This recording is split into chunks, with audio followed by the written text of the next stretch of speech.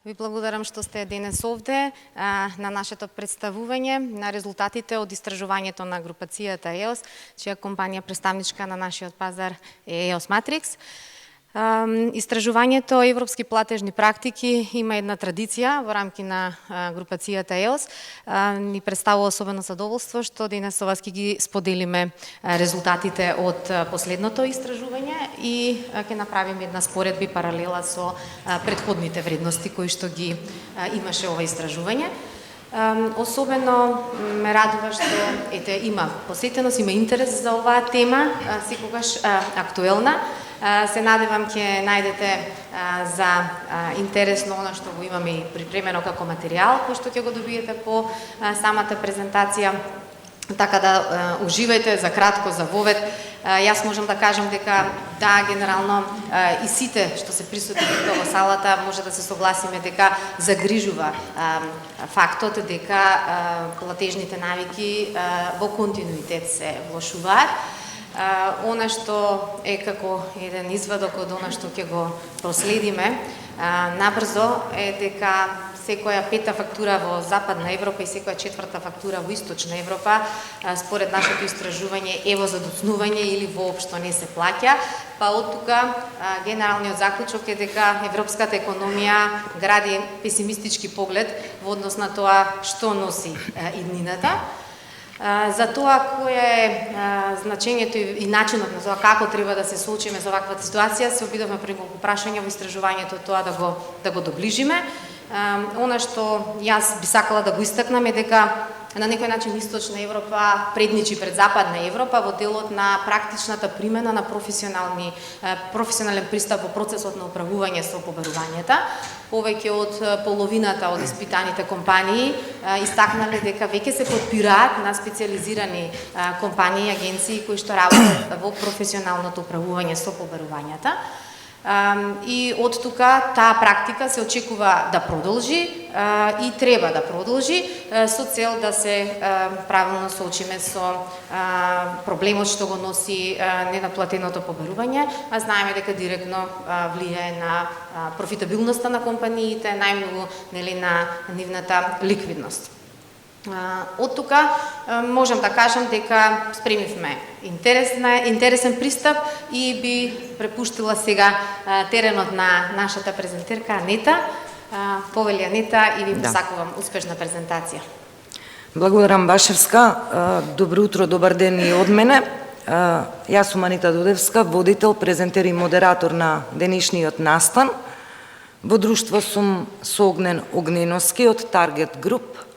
Тој ќе направи една тематска анализа за состојбите во Македонија со цел да направиме една компаративна анализа на темата што се случува во Европа со овие трендови, а што се случува кај нас.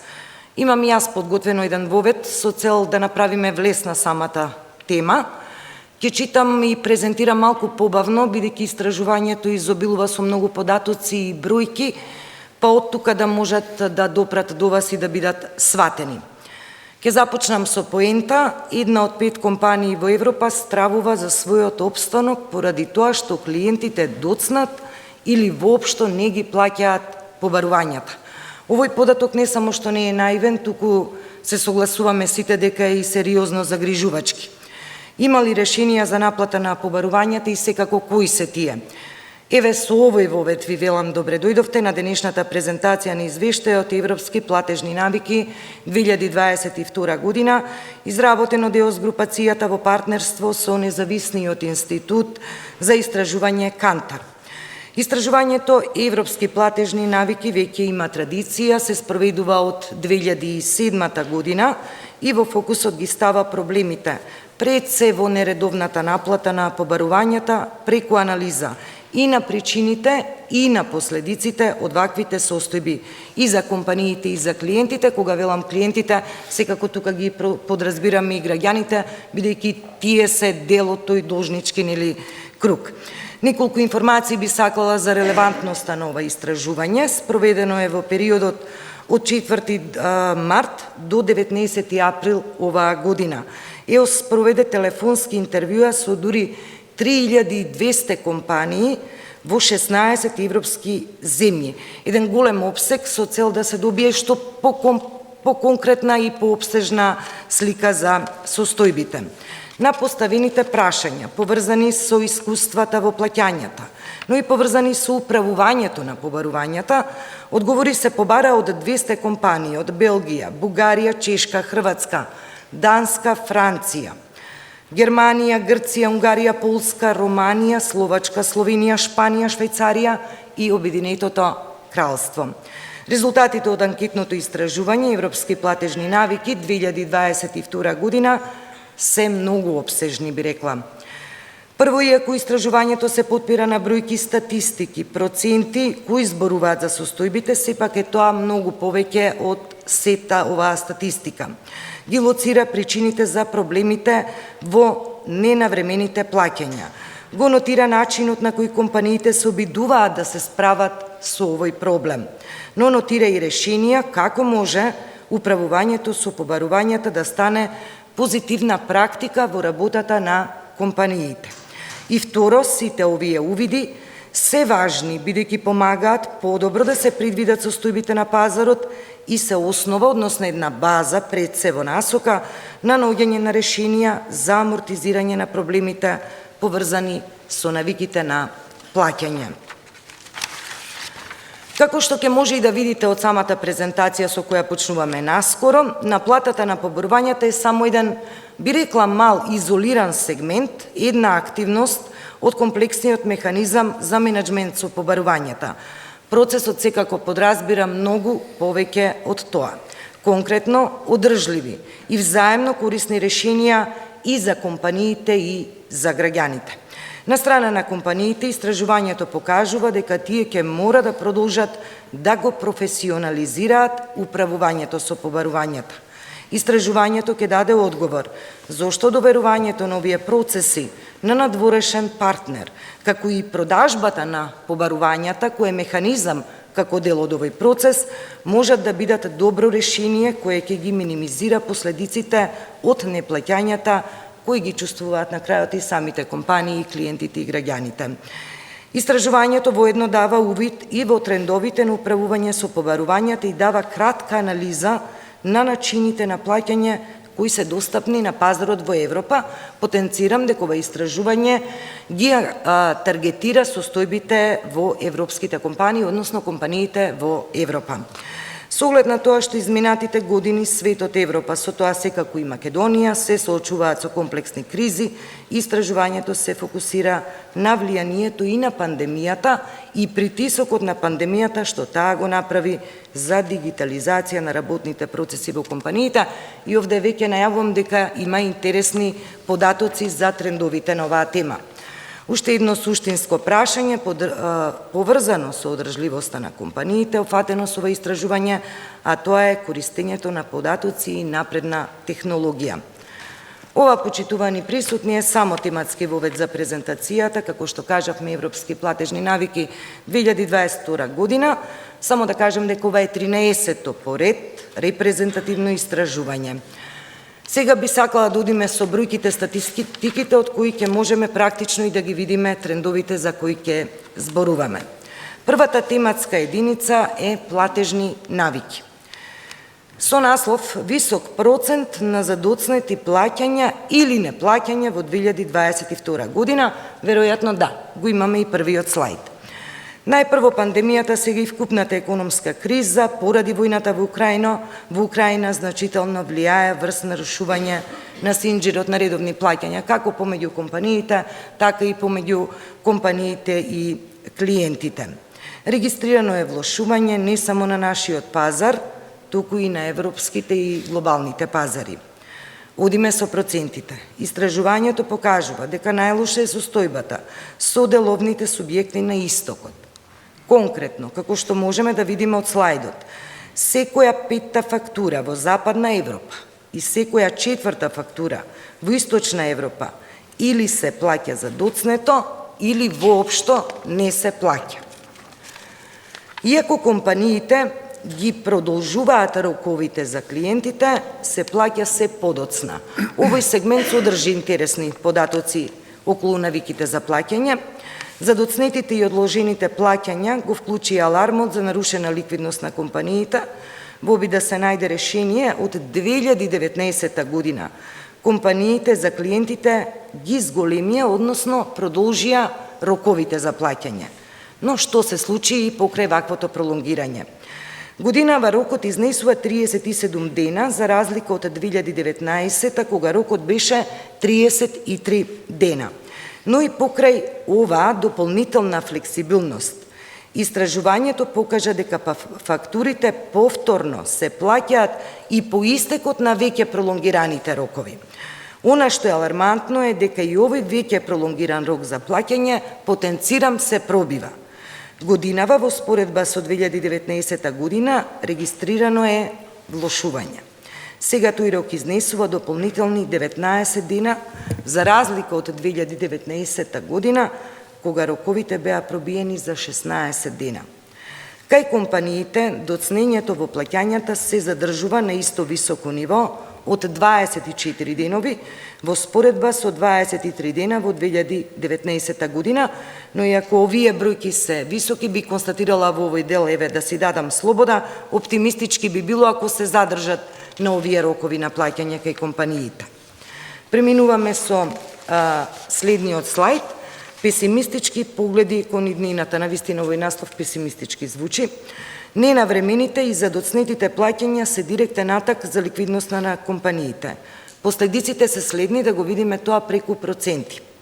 42% од компаниите оценуваат дека оваа состојба влијаела врз ликвидноста, а високи 51% врз намалување на добивката. За да компензираат, околу 1/3 од компаниите мора да ги намалат инвестициите и да ги зголемат цените. Овие последици го зголемија песимизмот кај компаниите, да не биде и појасен насловот. Како што може да се види во 2019 година, 22% од испитаниците во истражувањето прогнозираат дека навиките за плаќање ќе се подобрат. Сега, во 2022 година, со изгледи за подобрување се изјасниле само 13%, значително намалување на овој процент, што представува и показател за значајно влошување на состојбите. Во 2019 година 16% од анкетираните оцениле дека навиките за редовно плаќање ќе станат полоши. Годинава оценките се влошени, дури 24% од анкетираните сметаат дека навиките ќе станат уште полоши. Уште едни показатели за овие песимистички погледи кон иднината. Во однос на подобрување на навиките за редовни плаќања, по-оптимистички прогнози има од фирмите од Германија, но воздржаност беше опиплива кај дел од компаниите, опфатени со анкетирањето од Данска, Швајцарија, Словачка, Чешка, Словенија, Бугарија. Но, останува фактот за зголемена загриженост и предпазливост во однос на ризиците за влошување. Тоа ќе го нотира и Марвин Рамке, извршен директор на групацијата ЕОС. Ќе дам со еден негов цитат. Тоа што навиките за плаќање значително се влошија представува причина за загриженост. Особено затоа што имајќи ги предвид тековните економски цифри и високата инфлација, мора да очекуваме и натамошно влошување во однесувањето на клиентите во поглед на плаќањата, ќе оцени Рамке. Јасно е дека нема економија која не го почувствува ударот од кризата генерирана од пандемијата, затворени фирми, дури отпуштени работници, намалена куповна моќ, рецесии и сето тоа на микроплан, сведено за компаниите, последици за нивната ликвидност, нарушена финансиска кондиција и за компаниите и за оние кои што треба да платат граѓаните, клиентите. Преминуваме на нова тематска единица како дел од овој прв дел од презентацијата. Соработка со надворешни даватели на услуги. Воедно со оваа тема влегуваме и во суштината на денешниот настан. Сите овие состојби ја наметнаа потребата од внимателно управување со побарувањата. Одиме повторно со бројки кои говорат за состојбите. Во моментов 46% од испитаните компании соработуваат со надворешни даватели на услуги во областа на управувањето со побарувањата. 46% го водат овој процес исклучително во рамките на самата компанија. Во 7% од компаниите воопшто не постои стандардизиран процес за оваа активност. Додека во Западна Европа малку поголем број на компании имаат соодветни внатрешни решенија за управување со побарувањата, компаниите во Источна Европа интересно е дека почесто користат надворешни даватели на услуги. Тука може да се посочат, например, компаниите од Грција и од Романија. Околу 60% од фирмите во овие земји веќе работат со надворешни даватели на услуги и практично овие две економии највисоко котираат во однос на ангажман со надворешни даватели на услуги. Она што е клучно дека сепак со стручна помош компаниите може да ги амортизираат и премостат последиците од лошите практики на наплата, односно тоа го покажуваат стапките на успех на давателите на услуги за наплата. Компаниите треба да продолжат да го професионализираат управувањето со побарувањата и нивните процеси на наплата и да настојуваат да работат со надворешен партнер. Но овде влегуваме во уште еден сегмент кој е дел од тој механизам на наплата на побарувања. Продажба на побарувањата исто така може да се смета и да биде добро решение, вели Марвин Рамке. Како експерти наоѓаме решенија кои функционираат за компаниите и за корисниците кои доцнат со плаќање, ке нотира тој. Одиме со еден податок за да го видиме ефектот каков може да биде од ангажман на надворешни даватели на услуги кога зборуваме за наплата на побарувањата. Во Шпанија компаниите може да повратат 8% од приходите преку оваа соработка со надворешни даватели на услуга. Преку своите услуги, надворешните партнери им враќаат речиси 10% од приходите на компаниите во Словачка, Чешка и во Бугарија. Овде го исцрпувам овој дел, најавувам дека имам уште 3 тематски единици од ова истражување, но бидејќи слушнавме поприлично доста бројки и податоци, би сакала сега да видиме какви се состојбите на оваа тема и во Македонија. Со ова правам вовед за Огнен Огненовски од Target Group. Неговата презентација ќе опфати повеќе позиции, топ 100 компании по приходи 18, 19, 20, 21 година. Ке се поентира на ликвидност, денови на обрт на побарување и обврски на залихи, структура на долгорочни и краткорочни обврски, задолженост и обврски по основ на кредити и износ на инвестиции и нето плати. Имаме можност да видиме една таргетирана анализа за компании во неколку дејности: градежништво, IT сектор, фармацевска технологија. Огнен, јас овде мала пауза ќе пробам да направам, повели со истражувањето. Бидејќи спомена многу бројки зборуваше, па и јас ќе зборувам бројки, така да нема да бидеме многу интересни денеска. Па добро, мислам дека присуствуваат луѓе од светот што им се познати, и ќе ги разберат, да. Благодарам за воведните зборови. Јас сум Огнен Огненовски, доаѓам од компанијата Target Group, инаку ко-сопственик и генерален директор на Target Group. 10 години постоиме на пазарот, прва бонитетна агенција кај нас. Се обидуваме да ги доближиме информациите за компаниите од регионот Македонија и од светот најблиску до нашите клиенти, односно до правните субјекти, со цел да носат попаметни деловни одлуки во секојдневната соработка со бизниси од државата. Мене ми дадоа 15 на минути, а со оглед на тоа што ќе зборувам бројки, пак ќе кажам, нема да бидам премногу интересен, а се надавам дека вие од оваа просторија ќе излезете со неколку информации плюс, кои што можат да ви допринесат за поедноставно и полесно совладување на бизнис препреките, секојдневните одлуки кои што ги носите во вашите бизнеси.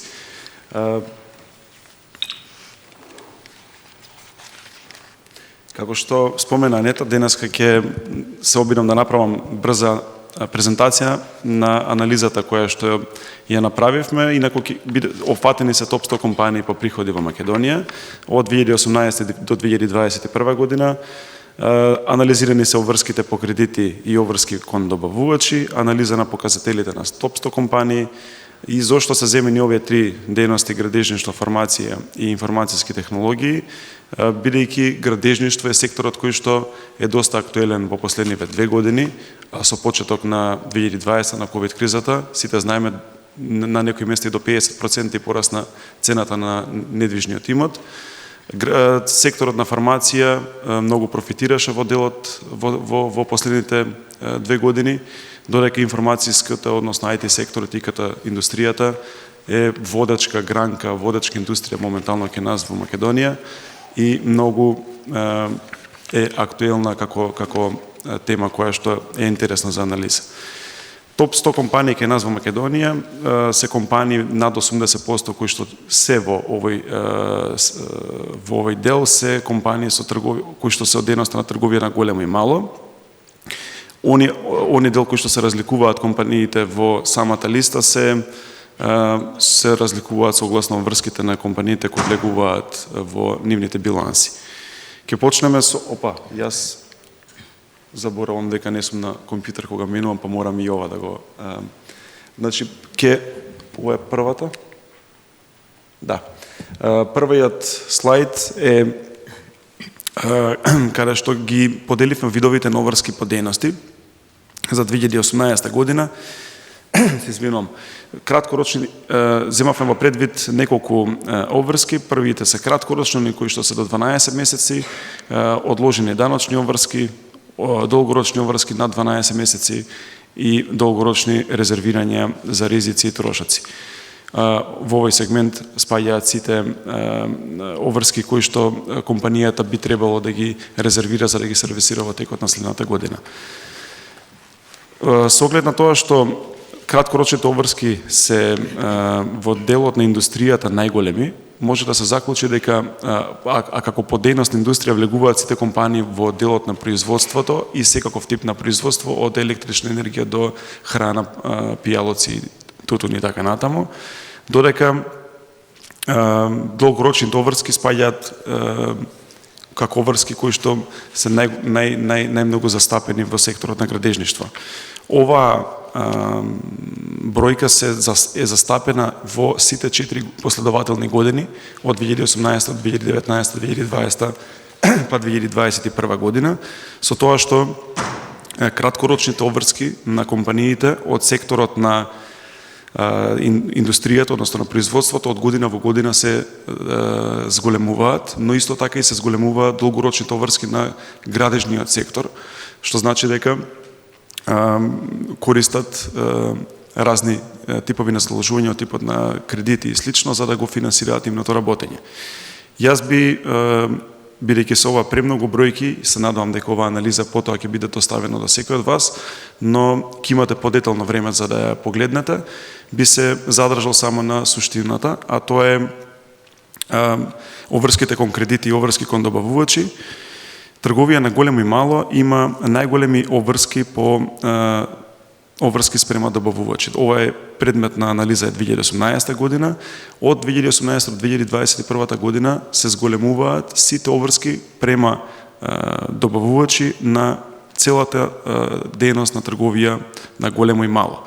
И самите знаеме дека трговијата на големо и мало беше да речам, погодена во ковид кризата, бидејќи дистрибутивните канали и самите продажни места на трговија на мало и како и на трговија на големо беа доста погодени, затоа веројатно со проблемот при наплата на побарување и исплата на обврски се зголемуваат овие бројки.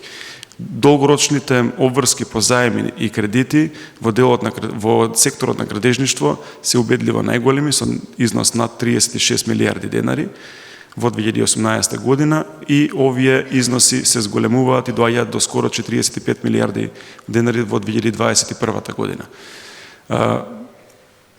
Она што понатаму ќе го презентираме како анализа се... Зашто не ме подсетите дека јас треба и на ова да... Да.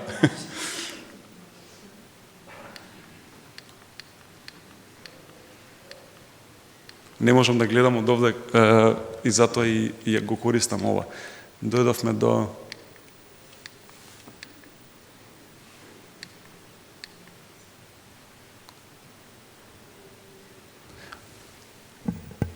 Ова е последниот график што сакав да го поентирам градежништво. Значи, ова се информациите за 2020 година. обврските на секторот на градежништво по основ на долгорочни обврски по заеми и кредити.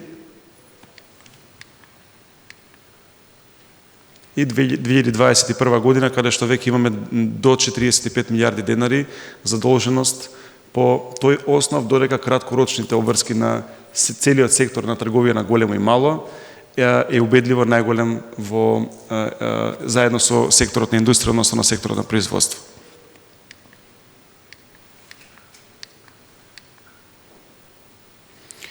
Ова се показатели следните кои што се однесуваат на компаниите од топ 100 и се по години. Она што го анализиравме беа просечната стапка на теговната ликвидност, просечната стапка на брзата ликвидност, просечната стапка на паричната ликвидност, деновите на наплата на побарувања, деновите на обрт на залихи, деновите на исплата на обврски, просечната плата по вработен и просечната задолженост. Доколку се земат во предвид сите 4 години, она што би требало да го условно понесете како информација денеска е дека деновите на исплата на обврските од 41 ден во просек се влошуваат во 2021 година на 49 дена во просек. Она што однесува за деновите на наплата на побарување од 38 денови во 2018 година се влошуваат на 50 денови во 2021 година. Во просечната плата во овие компании од 34.000 денари и 500 во 2018 година се зголемува на 36.959 денари. Ова се тие информации за ова 2018, 2019,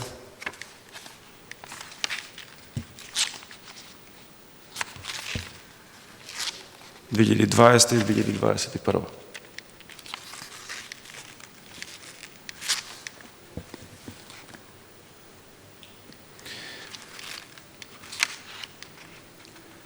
Во овој слайд ќе ги гледате просечните показатели на дејноста на градежништво.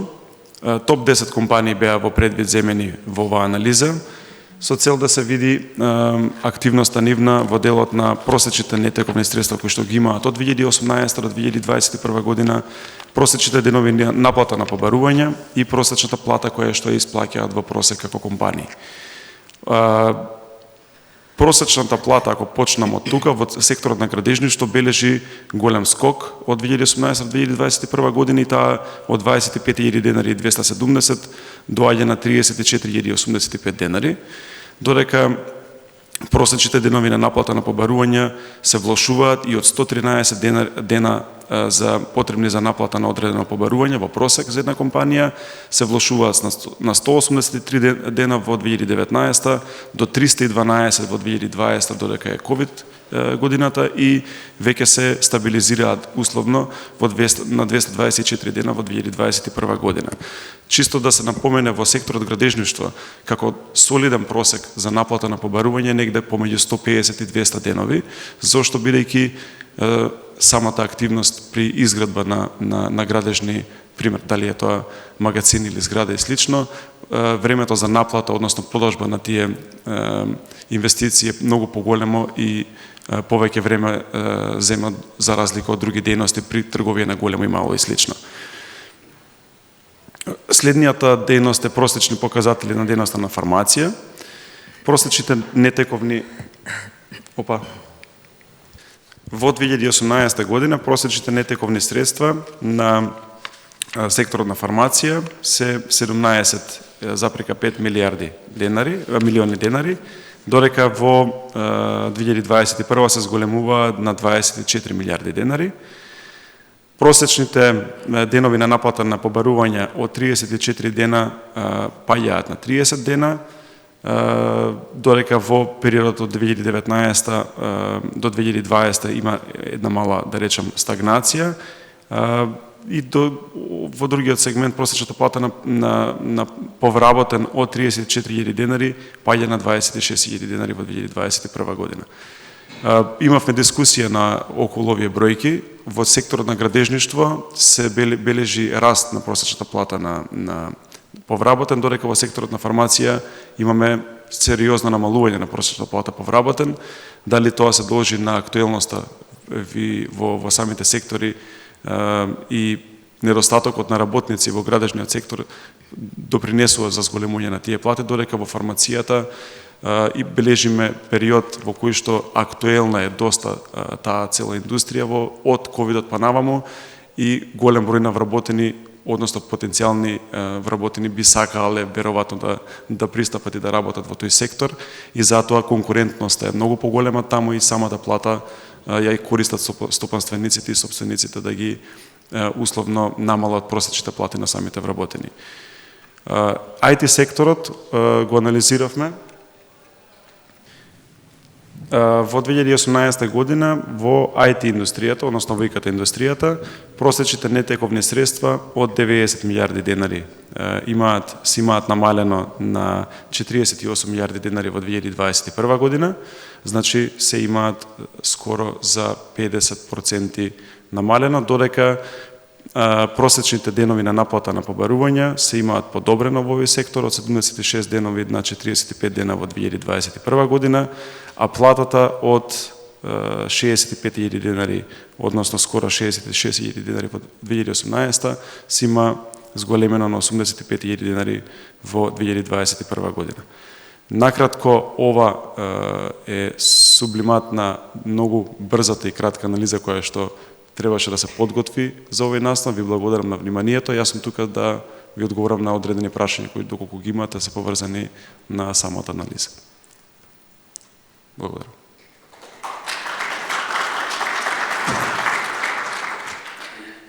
Ако можам да забележам, Огнен спомена околу 50 на денови дека е некој рок за плаќање на фактурите кај нас. Во однос на она што го кажа во првиот дел, тоа е значително поголем број на денови во однос на европскиот просек, па од тука можеме да заклучиме дека кај нас таа наплата во рамки на Македонија иде потешко и се потребни повеќе денови. Доколку се земе во предвид макроекономски, ако се земат сите индустрии како просек, да, просекот е многу полош за разлика од Европа, но има одредени индустрии кои што го влечат тој просек надолу. А тука е најмногу градежниот сектор, бидејќи се случува и над 300 дена да доцнат, па имаме компании кои што доцнати до 400 и 500 денови со исплата на своите обврски и од друга страна не би сакал, но морам да нагласам дека и државата е онаа која што ги завлекува своите обврски према стопанството и на тој начин креира должничка криза која што се пресликува понатаму во B2B соработката во самото стопанство. Да, погледнав некои податоци најнови од Министерството за финансии, мислам дека тој внатрешен долг, како се вели, надминува над 350-360 милиони евра заклучно со првиот квартал и во тој должнички круг практично е државата, локалните самоуправи, јавните предпријатија, но и целиот тој нивен долг кон приватниот сектор, нели? За жал, пак мора да констатираме дека државата е еден од најголемите работодавачи во економијата, и преку тендери, и преку работни места. За жал, така е и тие информации не знам дали се би требало да бидат релевантни. Релевантни со официјални од министерство, да. Да, но јас искрено ќе кажам дека голем број на тие побарувања кои што се од државата не се влезени во анализите на макроекономските анализи во делот на побарување и наплата на исплата на обврски. Колку од нив се доспиени, како се доспиени, го знаат како информација само они, но самите компании се порелевантни за давање на тие информации, бидејќи они побаруваат од самата држава и можат порелевантно да дадат порелевантна информација да дадат, бидејќи со една таква сеопфатна анализа, како што е направена во Европа, може да се направи во сама и кај нас во Македонија, треба да се споредат тие две информации за да се види релевантноста на државата, колку навистина ги дава тие информации на дланка на стопанството да може да ги анализира, бидејќи ако ги прашате стопанствениците ќе кажат едно, ако ги прашате, ако ја прашате државата ќе каже друго. Да. Не, јас кога ги споменав овие 350-360 се официјални податоци, изборуваме за доспеани, а не платени обврски. Значи, прецизно говориме, но од тие обврски дел се помеѓу самите институции, а дел се на државата кон приватниот сектор.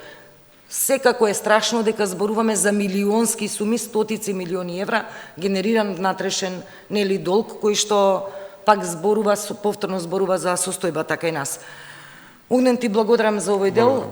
Јас имам уште доста за презентација од истражувањето кое е обемно.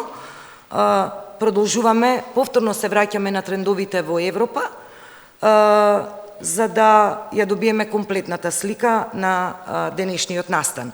Зголемените проблеми со нередовната и задоцнетата наплата го зголемија и обемот на работа на фирмите кога зборуваме за управување со побарувањата, особено во изминатиот период, кога сите минувавме нели низ една здравствена криза на која не остана имуна ниту самата економија.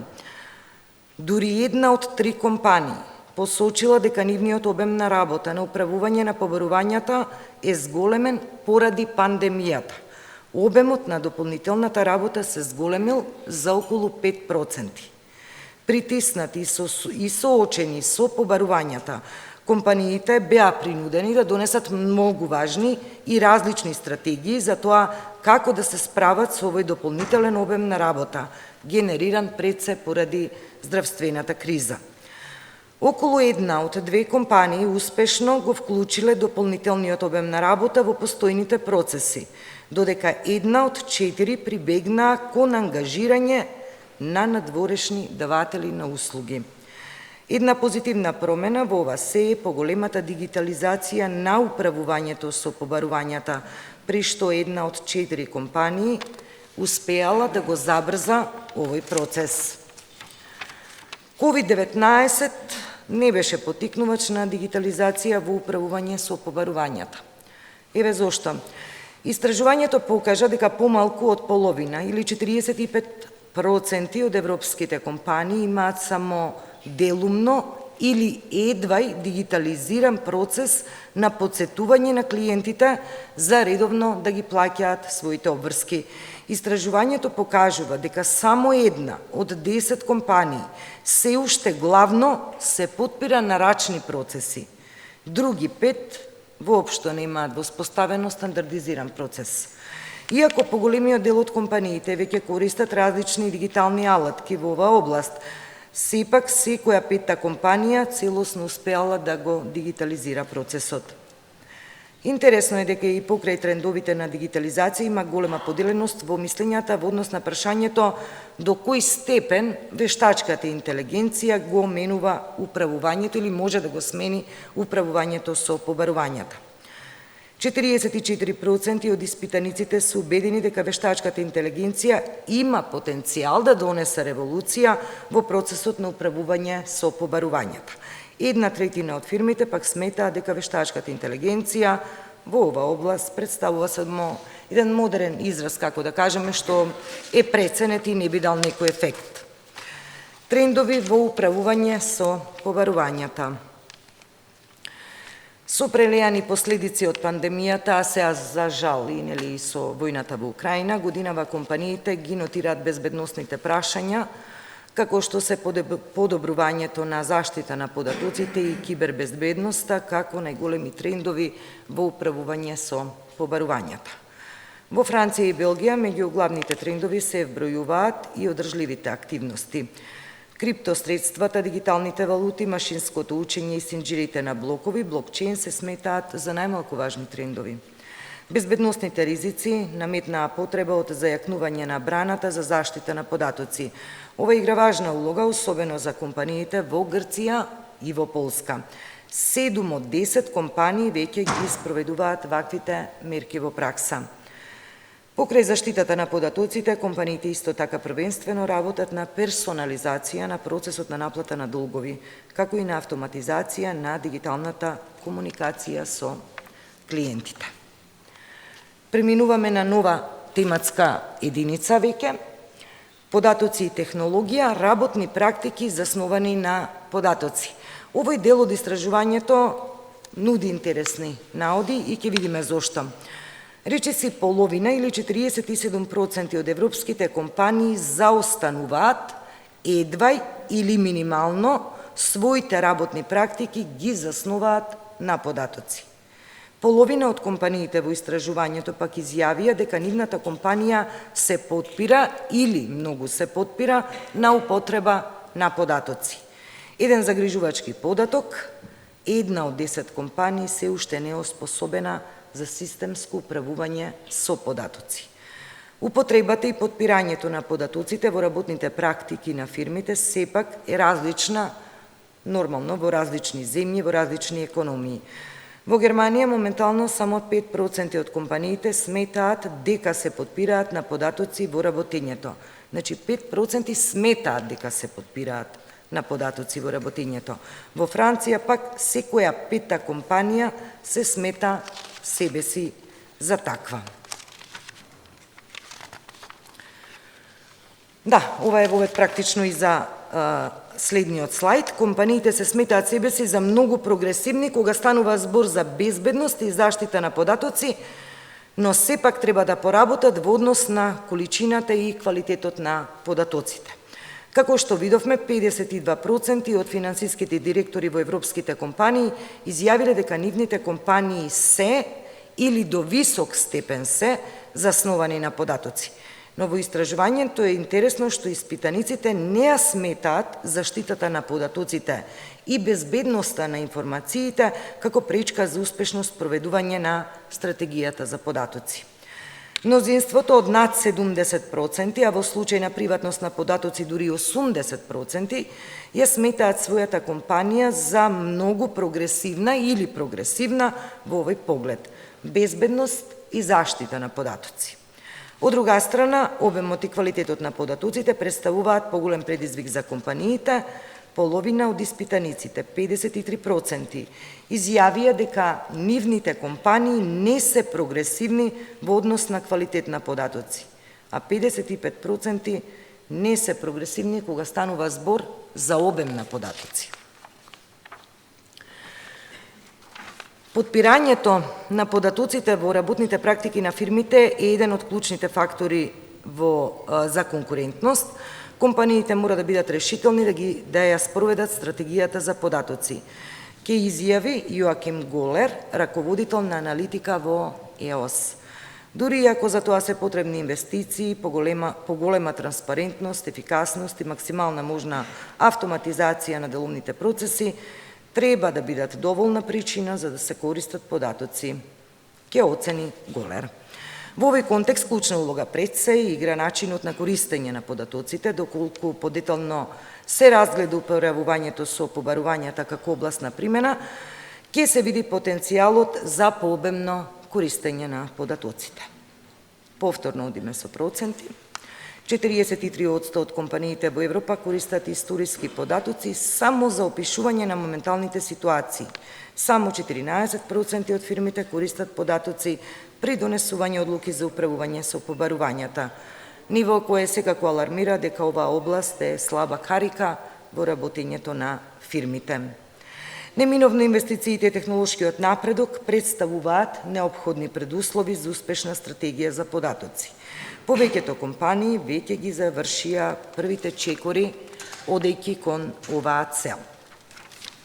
Например, повеќето компании се сметаат многу прогресивни кога станува збор за заштита на податоци, безбедност на информации и IT архитектура.